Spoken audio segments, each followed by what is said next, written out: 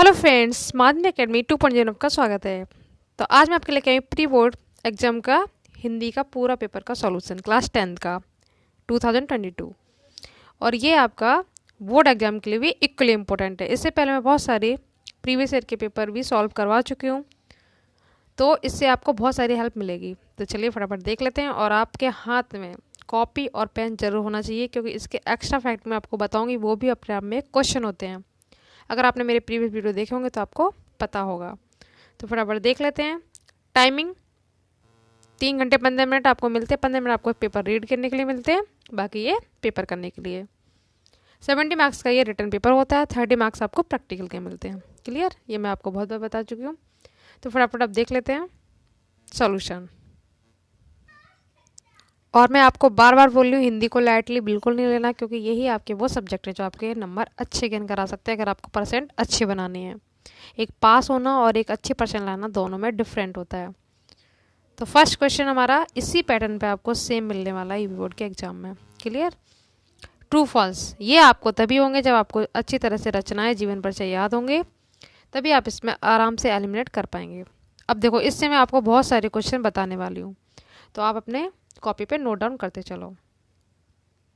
तो first question है, हिमालय की पुकार जयप्रकाश भारती का प्रसिद्ध नाटक है। अगर आपने इनकी रचना याद की होंगी तो आपको पता होगा। हिमालय की पुकार जयप्रकाश भारती के तो है, पर ये नाटक नहीं है। ये क्या है? आप अपनी कॉपी पे लिखेंगे, ये रचना है इनकी। ठीक है? क्योंकि पेपर में पूछा जाता है ना कि विधा कौन सी है। विधा का मतलब होता है, वो पूछना चाहता है कि नाटक है या कहानी है या निबंध है या कोई काव्य है। ठीक है, ये होता है। तो आपको पता होना चाहिए हिमालय की पुकार, ये तो सही है। कुछ बच्चों ने टिक भी लगा दिया होगा जो करके आए होंगे, क्योंकि उन्हें पता है कि हमने ये पढ़ा है, पर ये नहीं देखा कि ये नाटक है क्या है। ये नाटक नहीं है, क्या है? रचना है। तो ये आपका गलत हो जाएगा। क्लियर? नेक्स्ट देखो, संस्कृत के 4 उपाध्याय, उपाध्याय नहीं सॉरी अध्याय। ठीक है, संस्कृत के 4 अध्याय। तो ये दिनकर जी का काव्य संग्रह है। ये सही है, रामधारी सिंह दिनकर का ही है, पर ये काव्य संग्रह नहीं है। इसमें भी बच्चे बहुत सारे कंफ्यूज हुए होंगे। उन्होंने पढ़ा है कि संस्कृत के 4 अध्याय इन्हीं का है, पर ये काव्य संग्रह नहीं है। आप देख सकते हो किस तरह से क्वेश्चन घुमा के पूछे गए हैं। क्वेश्चन सही वही करेगा जिसको डीप नॉलेज होगी। ये काव्य संग्रह ना होकर क्या है? निबंध है। क्लियर? राइटर तो उसने सही दिए हैं, पर ये चेंज यहाँ से हो गया। ये नाटक नहीं था, रचना थी। ये काव्य संग्रह ना होकर क्या है? निबंध है। क्लियर? इस तरह से आप लिख लेंगे इसको, निबंध। ठीक है? गुनाहों का देवता धर्मवीर भारती का उपन्यास है। ये सच है कि गुनाहों का देवता धर्मवीर भारती का ही है, और ये उपन्यास ही है। ठीक है? सूरज का 7वां घोड़ा, ये सब इम्पोर्टेंट है। तो ये हमारा राइट हो जाएगा। ये गलत, ये गलत। अब लास्ट वाला ऑप्शन देखो क्या कह रहा है। आपको आंसर तो मिल गया, पर इसका भी आंसर क्लियर पता होना चाहिए। कलम का सिपाही प्रेमचंद की कृति है। बिल्कुल ही गलत है। इसमें क्या है? ये अमृत राय की क्या है? जीवनी है। दोनों को ही बोलता है, ये कृति नहीं है, क्या है? जीवनी है। ठीक है? अमृत राय का भी आता है इनका नाम, या कलम का सिपाही में प्रेमचंद का भी नाम आएगा। तो ये जीवनी है, कृति नहीं है। क्लियर? तो इस तरह से सी हमारा राइट हो जाएगा। इस तरह से आप बहुत सारे क्वेश्चन इस तरह से कर सकते हैं। नेक्स्ट देखो, ये सभी 1-1 नंबर के हैं, और ये 10 मार्क्स के आपके पूछे आते हैं, 1-1 मार्क्स के। इसमें आपको एक रचना है, यानी कृति रचना के लेखक का नाम बताना है। मैं आपको एक नहीं, चारों बताऊंगी, और इसके ये भी बताऊंगी लेखक के साथ साथ ये विधा कौन सी है। तो आपको बहुत सारे क्वेश्चन इससे तैयार हो जाएंगे। आप अपनी कॉपी पर नोट डाउन करते चलिए, और जो भी आपको डाउट हो, समझ में नहीं आए, तो आप मुझसे कमेंट बॉक्स में पूछ सकते हैं। तो त्रिवेणी, त्रिवेणी के सबसे पहले आपको लेखक हैं, वो आपको लिखने हैं। ये हैं रामचंद्र शुक्ल, रामचंद्र शुक्ल। और त्रिवेणी अगर विधा पूछी जाए, त्रिवेणी विधा कौन सी है, तो ये आलोचना, आलोचना। विधा कौन सी है? आलोचना। ठीक है? आलोचना करते हैं ना एक दूसरे की। तो ये हो गया। नेक्स्ट देखो,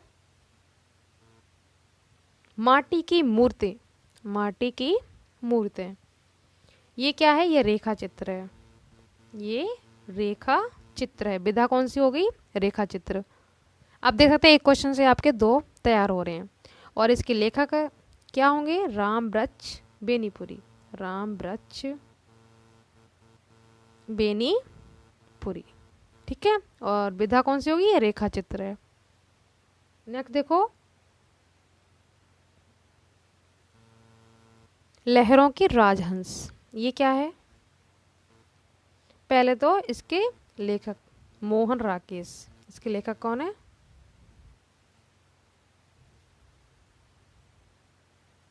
मोहन राकेश। और ये विधा अगर पूछे तो ये क्या है? नाटक है। क्लियर? लहरों के राजहंस क्या है? नाटक है। विधा होगी नाटक, और लेखक कौन है? मोहन राकेश। इसमें विधा नहीं पूछी, केवल लेखक पूछे हैं। ठीक है, मैं आपको एक्स्ट्रा बताती चल रही हूँ कि पेपर में कुछ भी आ जाए तो आपका गलत ना हो।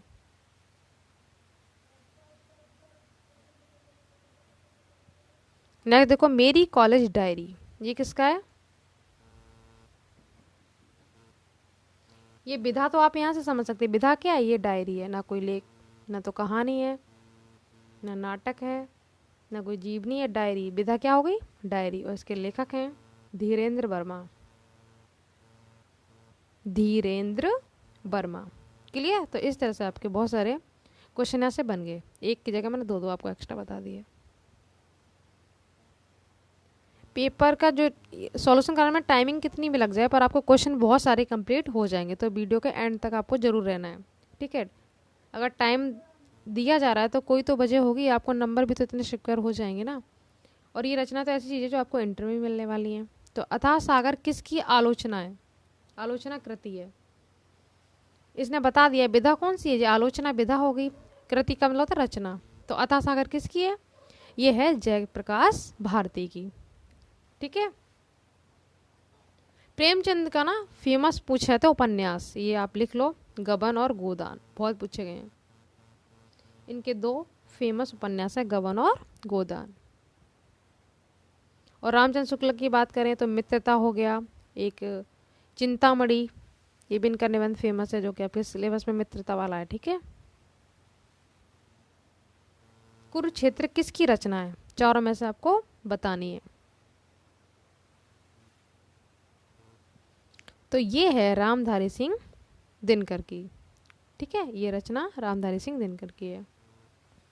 इंदुमती किस विधा की रचना है? इंदुमती किस विधा की रचना है? कहानी है कि उपन्यास है, नाटक है कि निबंध है? यही मैं तब से आपको बार बार समझा रही हूँ कि क्वेश्चन किसी तरह से भी आ सकता है, आपको हर तरीके से अपने आप को प्रिपेयर करना है। तो कहानी, उपन्यास, नाटक, निबंध में से आप जब विधा याद करेंगे, जैसे मैं अभी अब बता रही थी, तो इंदुमती एक कहानी है। इसका राइट आंसर क्या होगा? कहानी। तो संग में इसके आपको लेखक भी बता दूं, क्या पता कभी लेखक पूछ ले। तो इसके लेखक कौन है? किशोरी लाल गोस्वामी। किशोरी लाल गोस्वामी। ठीक है, कॉपी पे आप लिख लेंगे, किशोरी लाल गोस्वामी, और इनकी कहानी है इंदुमती। एक प्रथम नाटक पूछा जाता है, वो नहुष है, नहुष। ठीक है, नेक्स्ट देखो क्वेश्चन नंबर 2। अब आपका क्वेश्चन नंबर 2 से 2 मार्क्स के स्टार्ट होंगे। ठीक है, अभी तक ये 1 मार्क्स थे, 5 नंबर। अब आपके 2 छायावादी की 2 विशेषताएं लिखनी है। छायावादी के 4 स्तंभ कौन कौन दिए जाते हैं? ये पूछा जाता है, छायावादी के कवि लिखो। तो एक महादेवी वर्मा, एक जयशंकर प्रसाद, एक है आपके सुमित्रानंदन पंत, और एक है सूर्यकांत त्रिपाठी निराला। निराला। ठीक है, ये चारों ही छायावादी के स्तंभ कहे जाते हैं और पेपर में बहुत बार पूछे गए हैं। तो आप किसी कॉपी पे लिख लो ये चारों के नाम। तो छायावादी यहाँ पे लेखक ना पूछ के 2 विशेषता पूछ दी हैं इसकी, तो मैं आपको बता दे रही हूँ, आप इस पे कॉपी पे लिख लो। पहली विशेषता है चिंतन की प्रधानता। चिंतन की प्रधानता। दूसरी विशेषता है सौंदर्य भावना। सौंदर्य भावना। ठीक है, और लिखना हो तो रहस्य भावना भी कर सकते हैं, प्रकृति का मानवीकरण। तो मैंने आपको 4 बता दी। ठीक है, चिंतन की प्रधानता, सौंदर्य भावना, रहस्य भावना, प्रकृति का मानवीकरण। तो आपको 2 लिख देने 2 मार्क्स में। और इसके साथ साथ आप प्रयोगवादी का भी विशेषताएं कर लेना, प्रयोगवादी युग की, द्विवेदी युग की। ठीक है, ये भी पूछी जाती है, और रीतकाल की। तो इनसे आपका क्वेश्चन फंस जाएगा। नेक्स्ट देखो, गीत का और जयद्रथ वध के रचयिताओं के नाम देने हैं। तो रचना आपको अच्छे से याद करनी है, तभी आपका ये पूरा सही होगा। तो गीत का है आपकी निराला की, जो मैं भी आपको बता रही थी, छायावादी कवि है ये निराला। ला आएगा यहाँ पे, निराला।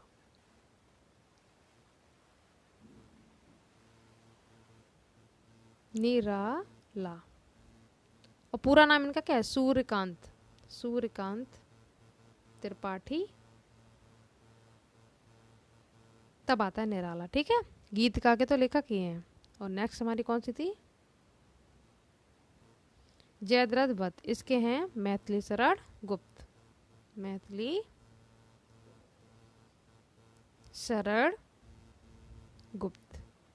ठीक है, ये हो गया, ये 2 मार्क्स की होगी। लास्ट में देखो, मैथिली शरण गुप्त के ही 2 काव्य कृतियों के नाम पूछे हैं इसने। तो एक तो इनका बहुत फेमस है साकेत, एक है आपका भारत भारती, इनका भारत भारती, और एक है जय भारत। तो आप कोई भी 2 लिख देना। ठीक है, साकेत तो मोस्ट इंपॉर्टेंट है इनका, साकेत, भारत भारती, जय भारत, 3 में से आप 2 लिख देंगे। अब आपका 6 नंबर से स्टार्ट होता है व्याख्याओं से। ठीक है, क्वेश्चन नंबर 3 में देखो, आपको 2 व्याख्या मिलेंगी गद्य में, और दोनों में से कोई एक करनी होती है। और इसी तरह से काव्य में 2 में से 1, और संस्कृत में भी 2 में से 1। तो 6 और 6 12, तो 4 16 नंबर की आपकी व्याख्याएं आती हैं। इनको भी आपको इग्नोर नहीं करना है। तो ये बहुत ही सिंपल होती हैं, आपको डरना नहीं बिल्कुल। इसकी पहचान मैं फिर से बता देती हूँ, पहले भी बता चुकी हूँ। तो एक बार मैं पहले सबसे आपको रिवाइज करवा देती हूँ कैसे पहचानोगे। इस चैप्टर में आपको बहुत ही सिंपल से पहचानोगे, जिसमें मित्र आ गया ना, मित्र आ गया तो वो कौन सा चैप्टर होगा? मित्रता। क्लियर? एक लाइन में ही आप पहचान लोगे। मित्र आ जाए, संगति आ जाए, कुसंग आ जाए, ज्वर, कुसंग का ज्वर, ऐसा होता है। ठीक है, जैसी संगति में आप रहोगे वैसा फल पाओगे, इस तरह से अगर बातें हो ना, तो वो आपका चैप्टर कौन सा होगा? मित्रता। इसके लेखक हैं आचार्य रामचंद्र शुक्ल। ठीक है, ये हो गए। तो ये तो आपको पहचान होगी इस वाले चैप्टर की। सेकंड अगर अगर आता है आपका, तो वो है ममता। ममता में क्या होता है? दुर्ग में बैठी रो रही है, पिता से बातें कर रही है, किले की बातें आए। ठीक है, किसी भी स्त्री की बात हो रही है तो आपके चैप्टर में उसका नाम होगा ममता। लेखक हैं जयशंकर प्रसाद। तीसरा आपका भारतीय संस्कृति की बातें होंगी, इसमें साहित्य की बातें होंगी, तो उसके लेखक हैं राजेंद्र प्रसाद। फिर आपका है अजंता, इसमें गुफाओं के बारे में, भगवान बुद्ध की चित्रण, दीवारें, ये सब बताया गया। ठीक है, तो उसके लेखक हैं भगवत शरण उपाध्याय। आपको चारों लाइन से कर लेनी है, 100% में से आपका फंस जाएगा। ठीक है, अब देख लेते हैं 2 मार्क्स का संदर्भ आता है। 2 नंबर का आपका क्वेश्चन आएगा। रेखांकित का मतलब होता है, रेखांकित का मतलब होता है यहाँ से लेकर यहाँ तक का आपको पूरा हिंदी में अपनी भाषा में लिख देना है। ठीक है, और एक क्वेश्चन और पूछा जाएगा, अभी देख लेते हैं इसमें कौन से पूछे गए हैं।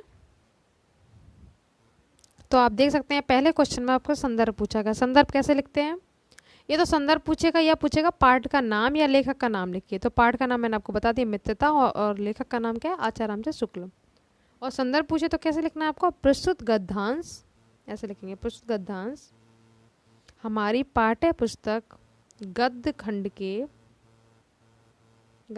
के मित्रता नामक पाठ से लिया गया है, और इसके लेखक रामचंद्र शुक्ल हैं। क्लियर? ये आपके 2 मार्क्स हो गए। आपको पेपर में एक क्वेश्चन भी नहीं छोड़ना है। अगर सोच रहे हो कि ये नहीं आया तो ये छोड़ दूं, ये लिखोगे तो कम से कम 2 नंबर तो मिलेंगे, ये तो सोचो। ठीक है, आपको एक नहीं आता आप पूरा क्वेश्चन छोड़ के चले जाते हैं, ऐसा नहीं करना है। और टाइम को आप अच्छे से मैनेज करके रखिए, आपका पेपर छूटना नहीं चाहिए। ठीक है, आप अच्छे से प्रैक्टिस करके देखो कि आप कितना कर पाते हो, इतने टाइम में पूरा कर पाते हो या नहीं। नेक्स्ट है आपका रेखांकित अंश। जो लाइन हो रही थी उसको व्याख्या आपको करनी भी मैं दिखा दूंगी। फिर लेखक ने सच्चे मित्र की तुलना किससे की है? तो एक औषधि से की है, दवाई से। ठीक है, जिस तरह से एक औषधि मरीज को ठीक करती है, उसी तरह से अच्छे मित्र की संगति भी मित्र को अच्छा बनाती है। तो बाकी अभी देख लेते हैं रेखांकित वाला। तो थर्ड वाला क्वेश्चन आपका आंसर यहीं पे मिल गया। देखो, विश्वास पात्र मित्र की तुलना किससे की है? औषधि से की है। ये हो गया। अब व्याख्या कैसे करेंगे?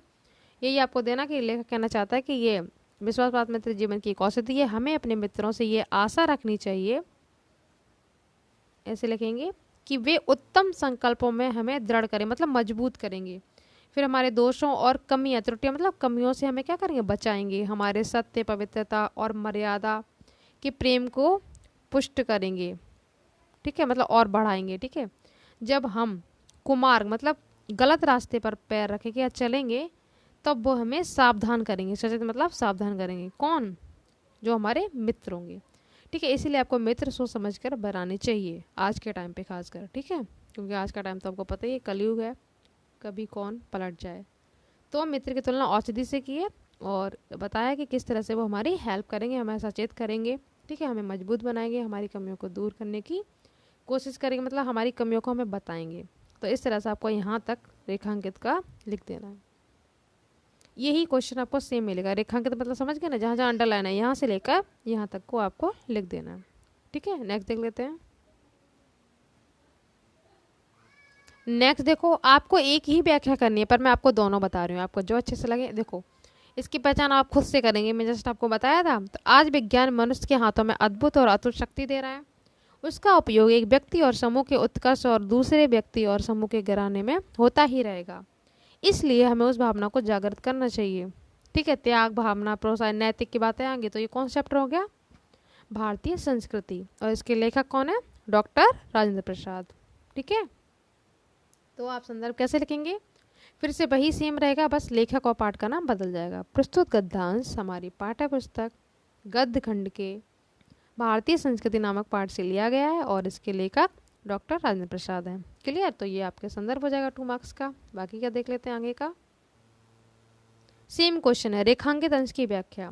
तो लेखक कहना चाहता है कि आज विज्ञान मनुष्य के हाथों में अद्भुत और अतुल शक्ति दे रहा है। मतलब आप समझ सकते हैं कि विज्ञान कहाँ से कहाँ तक पहुँच चुका है। ठीक है, तो उसका उपयोग व्यक्ति में समूह उत्कर्ष, मतलब कुछ लोग विज्ञान में जो शक्तियाँ दी हैं उनका उपयोग अच्छे के लिए करते हैं, कुछ लोग दूसरों के विनाश के लिए करते हैं। ठीक है, दूसरे व्यक्ति और समूह को गिराने में भी होता है। विज्ञान जो शक्तियाँ दे रहा है तो कुछ लोग तो उसका उपयोग अच्छे कामों के लिए कर रहे हैं, कुछ लोग दूसरों को गिराने, दूसरों का विनाश करने के लिए करते हैं। ठीक है, तो यहाँ तक आपको इसकी व्याख्या कर देनी है। हो गया, यहीं तक अंडरलाइन हो रही है। उसके बाद है हमारा थर्ड क्वेश्चन, आज विज्ञान मनुष्य को क्या दे रहा है? तो पहली लाइन में इसका आंसर मिल जाएगा आपको, विज्ञान मनुष्य के हाथ में अद्भुत और अतुल शक्ति दे रहा है।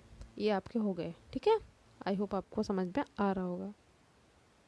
अब ये हो गया। इसके बाद करेंगे काव्य की। काव्य में भी 2 व्याख्या मिलेंगे आपको, दोनों में से कोई एक कर देनी है। फटाफट देख लेते हैं। इसमें क्या है, संदर्भ सहित आपको व्याख्या लिखनी है।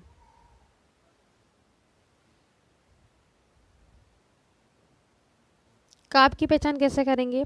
जिसमें सूर नाम आ जाए तो वो सूर दास की रचना होगी, और किससे? सूर सागर से। ठीक है, जिसमें रसखान नाम आ जाए तो वो रसखान ग्रंथावली से ली जाएगी। जिसमें 2 लाइन्स मिले तो वो बिहारी के दोहे होंगे। क्लियर? जिसमें राम की बातें हो, लखन की बातें हो, सीता, वनवास, ये सब बातें आ रही हैं तो वो तुलसीदास की रचना होगी, धनुष भंग बनपथ से। इस तरह से आपको पहचान लेना है। तो इसको देख लेते हैं किस में से ली गई, आप पढ़ के बता सकते हैं आप। धूल भरेत शोभित श्यामजू, तैसी बनी से सुंदर चोटी। ठीक है, अब देखो इतना पढ़ के आप यहाँ पे देखो दिख गया ना रसखान, तो ये चैप्टर किसका लिया है? रसखान का। इस तरह से आप संदर्भ पहचान लेंगे। कैसे लिखेंगे? प्रस्तुत सवैया, ये रसखान का सवैया है। ठीक है, प्रस्तुत सवैया रसखान द्वारा रचित रसखान ग्रंथावली। ठीक है, ग्रंथावली से लिया गया। और कौन सी? प्रस्तुत पद्यांश लिखना पहले। अपनी भाषा में कैसे लिखोगे? प्रस्तुत पद्यांश हमारी पाठ्य पुस्तक काव्य खंड के। अब क्या लिखेंगे? काव्य खंड के। ठीक है, गद्य की जगह क्या लिखना है? काव्य खंड के रसखान ग्रंथावली, ठीक है, से लिया गया है, सवैया से। और इसके कवि, उसमें आप लिख देते लेखक, इसमें लिखेंगे इसके कवि कौन है? रसखान है। ठीक है, रसखान, रसखान लिखेंगे, लेखक यहाँ पे रसखान जो है ना, इसमें लेखक आप जब लिखेंगे तो ये मात्रा नहीं लगाएंगे। क्लियर? अब देख लेते हैं व्याख्या। तो इसमें रसखान ने श्री कृष्ण के जो बचपन का बाल सौंदर्य है उसका वर्णन किया। तो धूल भरे मिट्टी में, ठीक है, मिट्टी में जो, तो कैसे लिखोगे आप कि एक सखी दूसरे सखी से श्री कृष्ण के बाल सौंदर्य का वर्णन करके कह रही है क्या? कि श्री कृष्ण धूल से भरे हुए अति शोभित मतलब सुंदर लग रहे हैं। कौन? श्याम। तैसी बनी सिर सुंदर चोटी, और उतनी सुंदर उनके सिर पर चोटी बनी हुई है। ठीक है, धूल से भरे श्याम अत्यंत सुंदर लग रहे हैं, उतनी सुंदर उनके सिर पर बनी चोटी लग रही है। ये हो गया। फिर खेलत खात फिरे अंगना, वे अपने घर के आंगन में खेलते हैं। पग वैजनी बाजत, और उनके पाँव में क्या है? पायल बज रही है पैरों की। पीली कछोटी, और उन्होंने पीला कच्छा पहना हुआ है। ठीक है, इतना समझ में आया? फिर से सुन लो कि धूल, एक सखी दूसरी सखी से कहती है श्री कृष्ण का बाल सौंदर्य का वर्णन करते हुए, क्या बोलती है कि श्री कृष्ण धूल से भरे मतलब धूल में लगे हुए कितने सुंदर लग रहे हैं। ठीक है, धूल से भरे हुए, और उतनी बनी उनकी सुंदर चोटी बालों पर वो सुंदर लग रही है। खेलते खालते वो अंगना में अपने घूम रहे हैं। ठीक है, उनके पैरों की पायल बज रही है, और उन्होंने पीले रंग का कच्छा पहना हुआ है। कछोटे मतलब कच्चा, पीले मतलब पीला। ठीक है, फिर क्या कह रही है?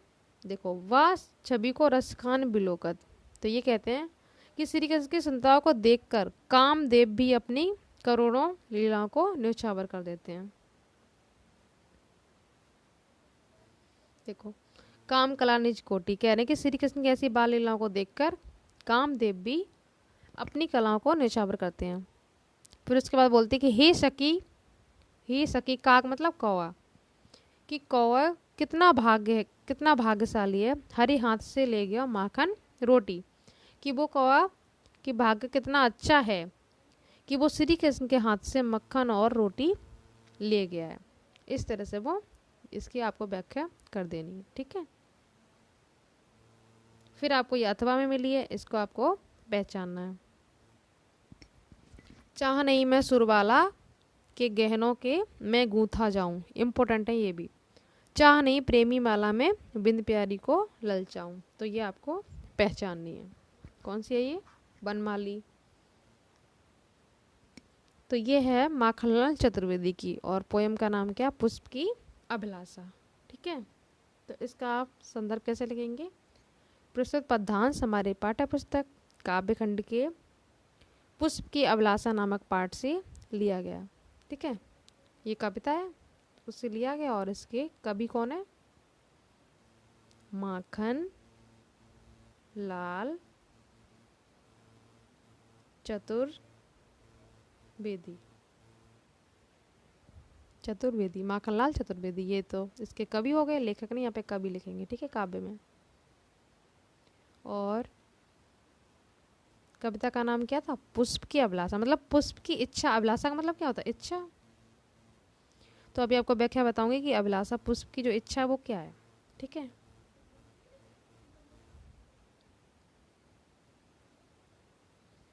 तो कवि माखनलाल चतुर्वेदी जी क्या कहते हैं? आप लिखोगे, कवि कहता है कि पुष्प के मन में चाह नहीं मैं सुरबाला के गहनों में गूंथा जाऊं, कि पुष्प के मन में अन्य किसी भी प्रकार की सम्मान पाने की इच्छा नहीं है। क्या कहते हैं कि मेरी इच्छा ये नहीं है कि मैं किसी देव कन्या के आभूषणों में गुथ कर सुख प्राप्त करूं। ठीक है, गहनों के रूप में मतलब सुख प्राप्त करूं, ये फूल कहता है।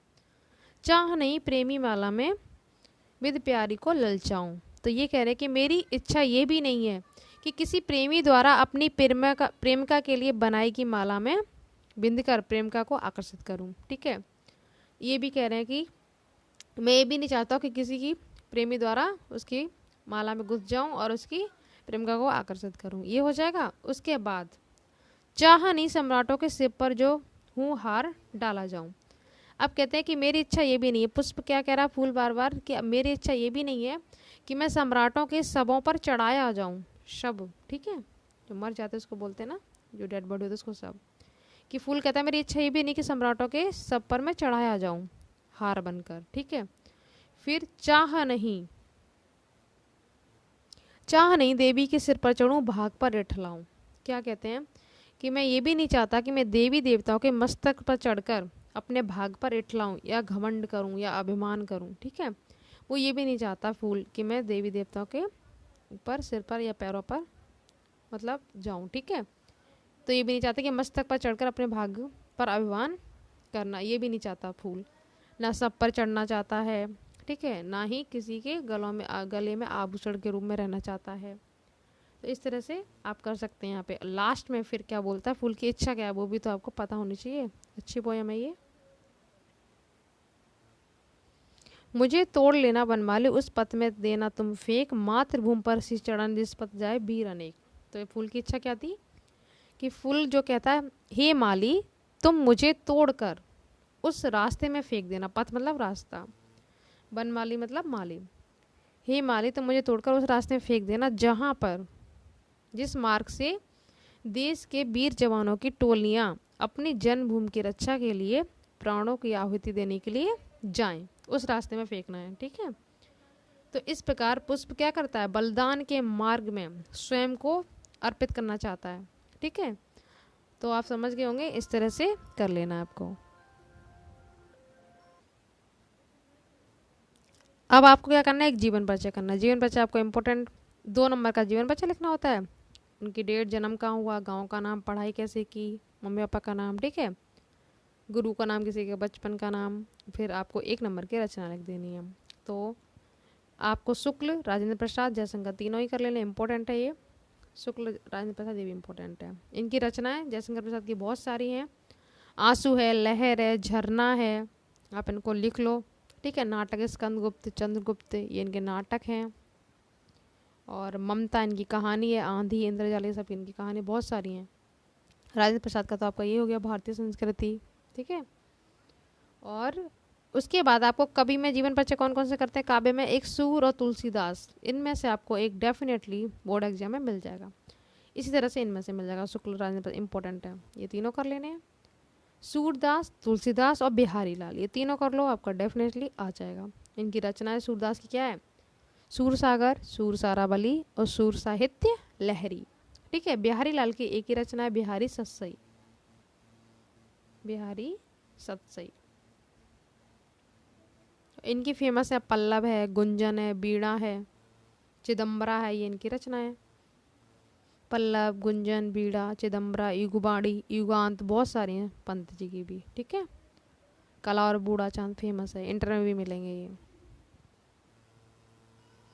फिर आपको संस्कृत की व्याख्या कर देनी है, ये आपके सिलेबस में नहीं है, ये पेपर पहले से बने हुए होते हैं, तो इसमें ये आपके सिलेबस में नहीं है तो मैं नहीं करवा रही। इसके बाद में अथवा में जो चॉइस मिली है वो करवा देती हूँ। ठीक है,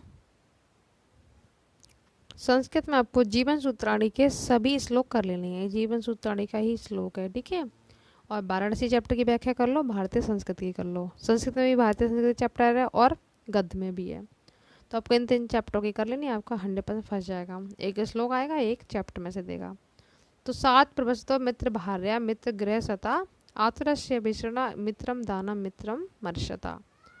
तो ये कह रहे हैं कि इसका आपको संदर्भ कैसे लिखना है, संदर्भ कैसे लिखोगे, प्रस्तुत श्लोक, ये श्लोक है तो कैसे लिखेंगे, प्रस्तुत श्लोक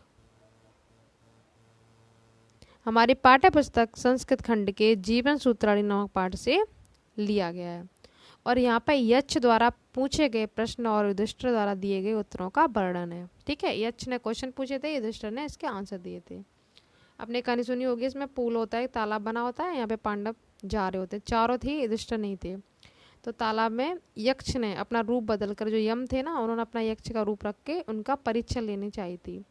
तो उन चारों से बोला था कि मेरे क्वेश्चनों के आंसर दे दो फिर आप पानी पियोगे, पर उन्होंने बात नहीं मानी थी, तो इसीलिए उनको बेहोश कर दिया था, मूर्छित अवस्था में पड़ रहे थे। तो युधिष्ठिर ने बोला था, युधिष्ठिर जब उन्हें ढूंढते हुए पहुंचे तो यक्ष ने फिर से वही आवाज़ दे के बोला था कि अगर तुम पानी पीना चाहते हो, अपने भाइयों को जिंदा वापस देखना चाहते हो, तो मेरे क्वेश्चनों के आंसर दो। तो यहाँ पर यही वाला बर्डन है, वो क्वेश्चन पूछ रहे हैं, युधिष्ठिर उनका आंसर दे रहे हैं। ये चैप्टर आपके पहले इंग्लिश में भी था, पर अब इंग्लिश की पूरा सीबीएसई बोर्ड का पैटर्न हो गया, तो अब नहीं है। ठीक है, तो आप इस संदर्भ हो गया। फिर आप देखो क्वेश्चन, सार्थ प्रवासी, यक्ष पूछ रहे हैं कि क्या पूछ रहे हैं, प्रवासी का मित्र कौन होता है, यात्रा करते हैं ना, तो प्रवासी का मित्र कौन होता है, भार्या मित्रम गृह रहता है, और गृह में मतलब घर में निवास करते हुए घर में मित्र कौन होता है। ठीक है, घर में मित्र कौन होता है, प्रवासी का मित्र कौन होता है, ये हो गया। फिर क्या पूछा है, मित्रम दानम मित्रम मर्षति, यहाँ पे फिर आपको ये वाले क्वेश्चनों के आंसर देने हैं, आपको क्वेश्चन नहीं लिख रहे हैं, ठीक है, आप डायरेक्ट आंसर बताएंगे। उन्होंने क्वेश्चन पूछे थे कि प्रवासी का मित्र कौन होता है, घर पर मित्र कौन होता है, ठीक है, और रोगी का मित्र कौन होता है, मरने वाला का मित्र कौन होता है। तो आपको यहाँ पर केवल आंसर लिखने हैं, ठीक है। तो यक्ष क्या आंसर दे रहे हैं, दुष्ट यक्ष को डायरेक्ट आंसर कर देने हैं। इन्होंने बोला कि प्रवासी का मित्र कौन होता है, सारथी, ठीक है, या समूह या कारवां। प्रवासी का मित्र समूह या कारवां होता है। आपको आंसर लिखने हैं, क्वेश्चन का नहीं लिखना, ठीक है, आंसर बताने। वो मैं क्वेश्चन आपको समझा दी किस तरह से। फिर उन्होंने जब क्वेश्चन पूछा था कि घर पर मित्र कौन होता है, तो आपको इसका आंसर लिखना है कि घर पर मित्र पत्नी होती है, भार्या मतलब पत्नी, ठीक है। प्रवासी का मित्र कारवां समूह होता है, घर पर मित्र पत्नी होती है। तीसरा क्वेश्चन है, रोगी का मित्र पूछा था ना, तो रोगी का मित्र कौन होता है, इसका मतलब है वैद्य। रोगी का मित्र वैद्य होता है, ऐसे लिख देंगे। और मरने वाले का मित्र कौन होता है, दान। जितना आप दान करोगे वही आपका साथ जाएगा। तो ये आपको 2 लाइन का आंसर लिखना है, ठीक है। ये हो गया, घर पर मित्र पत्नी होती है, समूह कारवां मित्र होता है प्रवासी का, रोगी का मित्र वैद्य होता है, और मरने वाले का मित्र दान होता है। फिर आपको एक श्लोक लिख देना है, कैसे, जो आपके इसमें ना आया हो, मतलब ये वाला श्लोक ना लिख के आप कोई भी लिख सकते हैं, आपको 2 श्लोक याद होने चाहिए, ठीक है, आप जो चाहें वो कर लो। एक लिख देना है। फिर आपको संस्कृत के उत्तर देने 2। इसमें से कुछ आए हैं जो आपके सिलेबस में ये चैप्टर है ही नहीं, ठीक है, जो है वो आपको बता देती हूँ। तो आपको 2 संस्कृत अनुवाद करने होंगे। ये आपका वीर विरट विजेते वाला चैप्टर है, और ये आपका जीवन सूत्रावली है। तो ये आपके सिलेबस में ये नहीं है। इसमें वीरता लगा देना किम की जगह। और यहाँ पे पूछ रहा है कि मनुष्य क्या छोड़ देने पर सुखी हो जाएगा, तो की जगह यहाँ पे लिख देंगे लोभ। हम लोभ को छोड़ दे तो सुखी हो जाएगा, बस ये वर्ड लिख देने हैं, क्लियर। फिर क्वेश्चन नंबर 8 में आपको पूछा कौन सा रस है और इसका स्थायी भाव लिखना है। तो आपको हिंदी ग्रामर की मैंने पूरी प्लेलिस्ट बना रखी है, हाई स्कूल इंटर सभी के लिए आपको इक्वली इंपॉर्टेंट है, ठीक है। तो वहाँ मैंने स्थायी भाव भी आपको साथ साथ बताया हुआ है। तो इसमें दुख प्रकट हो रहा है, वृद्धा वृद्धता के सहारे प्राणों के परम प्रियो एक मेरे दुलारे। तो इसमें कौन सा रस हो गया, करुण रस। और इसका स्थायी भाव क्या होगा, शोक, ठीक है। हास्य का स्थायी भाव होता है हास। शांत का होता है निर्वेद, वो आपके सिलेबस में नहीं है। फिर आपको हास्य रस की व्याख्या लिखनी है, ये भी मैंने करवा रखा है, मतलब परिभाषा, कि किसी व्यक्ति वस्तु वाणी चेष्टा आदि को देखकर हृदय में जो खुशी का भाव उत्पन्न होता है उसे हास्य रस कहते हैं। और इसका एग्जाम्पल, खीर पकाए जतन से चरखा दिया चलाए, आया कुत्ता खा गया तो बैठी ढोल बजाए। अब ग्रामर में आपको थोड़ा जल्दी करवाऊंगी, बहुत बार करवा दिया, ठीक है मैंने अच्छे से इसको। इसकी प्लेस भी आप बनी हुई इसमें देख सकते हैं।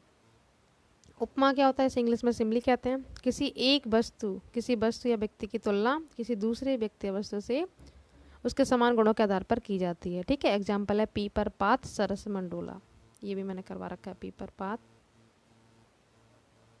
सरस मन डोला, ठीक है, डोला।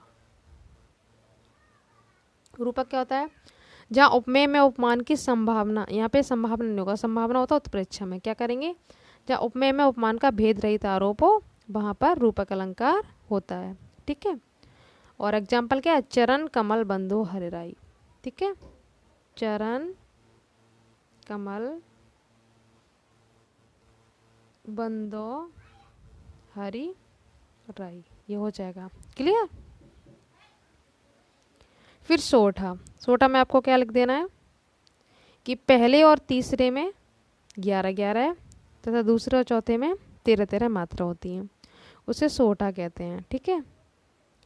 पहले और तीसरे में 11-11 है, पहले और तीसरे चरण में 11-11 है, दूसरे और चौथे में 13-13, उसे सोठा कहते हैं। ये मात्रा होती है, ये दोहे का जस्ट उल्टा होता है। दोहे में क्या होता है, पहले और तीसरे में 13-13 और दूसरे चौथे में 11-11। दोहा आपके सिलेबस में है नहीं तो आपको सोठा का लेना है। रोला में 24 मात्रा होती है, आपको चॉइस में है, आप सोठा कर लो, सबसे बेस्ट है, ठीक है। इसका एग्जाम्पल बता देती हूँ। एग्जाम्पल कैसे लिखेंगे, जो सिमृत सिद्ध होई कन नायक करिवर वदन करऊँ अनुग्रह सोई बुद्धिराज शुभ गुण सदन, ठीक है। बाकी आप हिंदी ग्रामर की प्लेलिस्ट से वहाँ से जाके लिख सकते हैं, अगर आपने नाम अच्छे से आ रहा हो तो। थोड़ा फास्ट करूँगी क्योंकि वीडियो बहुत लॉन्ग हो चुका है। तो देखो, उपसर्ग किन्हीं 3 मेल से एक शब्द बनाना है। तो अति, कोई 3 ले लो, अब मैं सारे बता दूँ। अति से अतिक्रमण या अतिसार, अति लिख के सार, निर से निर्दोष, अभि से अभिमान, सह से सहकारी या सहपाठी, उप से उपमान, बी से विज्ञान लिख दो, विशेष लिख दो, विकार लिख दो। ठीक है, इस तरह से आपको एक वर्ड लेना है, केवल 3 वर्डों का। मैंने आपको सारे करवा दिए। ठीक है, बहुत बार बता भी चुकी हूँ। उपसर्ग क्या होते हैं कि आगे के वर्ड को जोड़ के कोई वर्ड बनाना आता है, सिंपल होते हैं बहुत। आपके माइंड में जो आ रहा है वो बना सकते हैं। प्रत्यय पीछे की वर्ड लगाते हैं, जैसे ता, तो पीछे लगा लास्ट में लगाने तो मानवता, मानवता। ता से बन गया। आई से पढ़ाई, आई आया ना पढ़ाई, तो ये प्रत्यय बन गया। 2 के करने हैं, मैं सब बता देती हूँ। तो आ से महत्व। ठीक है, पन से बचपन, ई पठनीय, ई से कैसे लिख देंगे, पठनीय, पढ़ने योग्य। ऐसे आप कर सकते हैं। समास में मैं आपको अच्छे से समझा चुकी हूँ, छोटे छोटे वीडियो ही आप देख लो, पूरी तैयारी पे हो जाएगी हिंदी ग्रामर की। ये पहले के प्रिंट होके रखा हुआ है ना, वही पेपर इसमें कर दिया है, पर आपके सिलेबस में एक द्विगु समास है, एक द्वंद्व है। ठीक है, द्वंद्व में ये वाला चिन्ह आता है, और विग्रह करेंगे तो और लग, जैसे उच्च निम्न, यहाँ पे डैश आएगा तो इसका होगा उच्च और निम्न। नाम क्या होगा, द्वंद्व समास। समास के नाम भी लिखने हैं आपको। ठीक है, तोड़ेंगे तो उच्च और निम्न, समास का नाम होगा द्वंद्व समास। एक इसमें नीलांबर, ये आपके सिलेबस में नहीं, नीलांबर जिसका। ठीक है, ये नहीं करना, ये आपका कर्मधारा है। 5 अमुक अर्थात ब्रह्मा, ये आपका कौन सा बहुब्रीहि, ये भी सिलेबस में नहीं है आपका। महान है जो पुरुष, ये भी कर्मधारा है, में तत्पुरुष में जाएगा। ठीक है, आपका केवल एक ही आया, उच्च और निम्न, ये द्वंद्व है। दिगुबी में संख्या आती है, जैसे तिर आपका कैसे, त्रिदेव 3 देवों का समूह, चौराहा 4 राहों का समूह, तो वो आपका दिगु होता है। आपके यूपी बोर्ड एग्जाम में दिगु और द्वंद्व ही मिलेंगे। क्लियर। तत्सम 2 के करने मैं सब बताती हूँ। उजला का उज्जवल, जो सिंपल लैंग्वेज बोलते हैं। गांव का क्या होता है संस्कृत में, ग्राम। कान का कर्ण, आम को क्या बोलते हैं, आम्र संस्कृत में। और तद्भव बोलते जो अपनी बोलचाल भाषा में। तालाब का क्या होता है, तड़ाग। आपने पर्यायवाची किया होगा, तड़ाग जैसा तालाब का तड़ाग। ठीक है, इसी तरह से संधियों का हाल है। संधि आपके सिलेबस में जो है वो आपको बताऊंगी। एक आपकी ये, एक ये है। ठीक है, स्वागतम, इसको जोड़ो, जोड़ना है स्वागतम। और नाम कौन सा होगा, यड़ संधि। यड़ संधि की पहचान क्या थी, या और बा से पहले आधा अक्षर मिलेगा। ठीक है, यड़ संधि, तभी 2 नंबर मिलेंगे आपको। जोड़ के नाम भी देना है इसका, स्वागतम, ऐसे हो जाएगा। तोड़ने को आए तो इस तरह से तोड़ देंगे। प्रति प्लस एकम, तो क्या होगा जोड़ के, प्रत्येक। क्या होगा, प्रत्येक। तो या से पहले आधा शब्द आ रहा है तो ये आपकी यड़ संधि होगी। संधियों का अगर अच्छे से नहीं आती तो संधि का भी वीडियो बना हुआ है, वहाँ पे जाके देख लो। ये आपकी वृद्धि संधि में, तो ये आपको नहीं करवा रही सिलेबस में, आपको केवल यड़ संधि ही मिलेगी 10th में। ठीक है, या बा मिले, आधा अक्षर मिले उससे पहले, तो आपको यड़ संधि लगा देना है। फिर आपको नदी और मती, ये आपके सिलेबस में नहीं है। इसका द्वितीय विभक्ति एक वचन में लिखनी है, तो आपको पूरी टेबल आनी चाहिए। नदी का बता देती हूँ पहले मैं, फिर आपको मती भी बताऊंगी, पर आपको पेपर में एक ही करना है। ठीक है, नदी का आपका एक वचन में है नदीम, मती का है मतिम, सेम होते हैं ये। ठीक है, फल का पूछता तो क्या होता, फलम। ठीक है, मधु का होता तो मधु ही रहता। मैंने चारों बता दिया आपके पेपर में, या तो फल मधु मिलेगा या नदी मती। ठीक है, आपको नदी फल कर लो, अच्छे से फंस जाएगा। ये आपके सिलेबस में है नहीं। आगे देख लेते हैं, बस होने वाला है। एक क्वेश्चन आपको इस तरह से आएगा, आपको धातु लकार पुरुष वचन बताने हैं। ठीक है, धातु आपको पहली वर्ड से कैच कर लेने। धातु देखो पठ आ गया, तो धातु कौन सी होगी हमारी, पठ। ठीक है, पठानी। लकार बताना है, तो पठानी में लकार क्या होगा, आपको तीनों सारे जितने 5 तक लकार है वो कर लो। एक धातु का करना है, चाहे पठ का कर लो चाहे हंस का कर लो, ये आपके सिलेबस में नहीं है, 9th क्लास का है। ठीक है, धातु पठ होगी पठानी की। ठीक है, उसके बाद क्या पूछा, लकार। लकार इसका लोट लकार है, लोट, इतना लग दो, लोट। आज्ञा के अर्थ में आता है ये। ठीक है, लकार लोट हो गया। पुरुष पूछा है, पुरुष कौन सा, उत्तम। किस तरह से पहचानते हैं, इसकी टेबल बना मैंने वीडियो में करवा रखा है, आप देखना। यहाँ से इस तरह से बनी होगी, प्रथम मध्यम उत्तम, तो उत्तम की लाइन में आ रहा, तो उत्तम पुरुष में जाएगा। ठीक है, वचन कौन सा है, अब लास्ट में वचन है तो एक वचन। वचन कौन सा, एक वचन। तो इस तरह से आपको 4 चीज़ें लिख देनी है, धातु पट, लकार लोट, पुरुष उत्तम, और वचन एक वचन। ठीक है, ये हो गया। अब हर्षित आपका, ये इसके भी बता दूँ, हर्षिता। ठीक है, ये वाला हो गया इसका हसिष्यतः, इसका कैसे करेंगे? धातु देखो हस हो गई, यहीं से कैच कर लो, धातु तो आपको पहचान लेनी, धातु हस हो गई। उसके बाद क्या, लकार, लकार आपका इसमें लट, शाह आ जाए तो उसमें ये लट लकार होता है, जिसमें ये शाह लग जाए आधा वाला तो वो लट होता है, लट, ठीक है। लकार लट हो गया। फिर आपका क्या पूछा गया, पुरुष, पुरुष कौन सा हो गया इसमें, प्रथम पुरुष, पुरुष है आपका प्रथम पुरुष। और वचन पूछे बात करें तो द्विवचन, संस्कृत में 3 वचन होते हैं ना, एक वचन, द्विवचन, बहुवचन। हिंदी में 2 ही होते हैं, एक वचन बहुवचन। तो वचन द्विवचन हो गया, पुरुष प्रथम हो गया, धातु हस हो गई, लकार लेट हो गया, ठीक है। मैंने दोनों बता दिया, आपको पेपर में एक ही करना है, ये आपके सिलेबस में है नहीं। लास्ट में पहुंच गए हम, संस्कृत अनुवाद भी मैंने अच्छे से सिखा रखे हैं। ये भी, वृक्ष से फल गिरता है, अब तक आता था गिरते हैं तो हम पतंती करते थे, अब एक ही गिर रहा है तो वृक्षात, वृक्ष का लिख देंगे वृक्षात, ऐसे करके हलंत लगा देंगे। फलम, बहुत सारे गिरते तो फलानी लिखते, गिरता है तो पतंती, गिरते होता तो पतंती करते हैं, ठीक है, पतंती, वृक्षात फलम पतती। मैं वाराणसी जाऊंगा तो मैं को क्या बोलते, अहम, ये मैंने सब करवा रखा है, वाराणसी, वाराणसी से भी कर सकते हैं आप, ठीक है। संस्कृत में जाऊंगा तो गमश्यामी, पास्ट में लग जाता है गमश्यामी, जाने की, गम धातु में गमश्यामी, ठीक है। थर्ड देखो, भिखारी को वस्त्र दे दो तो भिक्षुकाय, भिखारी को भिक्षुकाय कहेंगे। वस्त्रम दे दो, देही, दे दो, देही, ठीक है, देही। भोजन दे दो तो भोजनम देही, इस तरह से कर सकते हैं हम दोनों। आवाम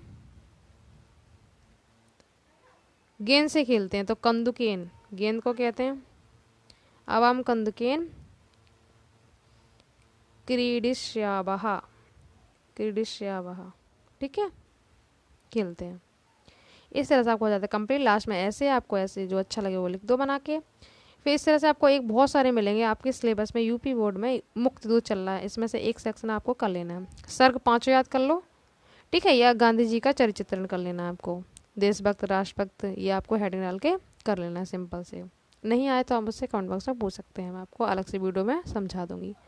तो वीडियो अच्छा लगे तो लाइक शेयर कीजिए, चैनल को सब्सक्राइब जरूर कर लीजिए, ठीक है। और अपना फीडबैक कमेंट बॉक्स में जरूर दें कि आपको वीडियो कैसा लग रहा है, कोई भी कमी हो तो वो भी बताएं, इसमें दूर करने की कोशिश करूँगी, ठीक है।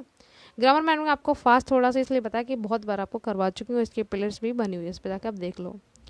तो आगे मिलते हैं नेक्स्ट सोल्यूशन के साथ, इसी तरह से आपको इंग्लिश साइंस का भी मिल जाएगा, ठीक है। Thank you so much.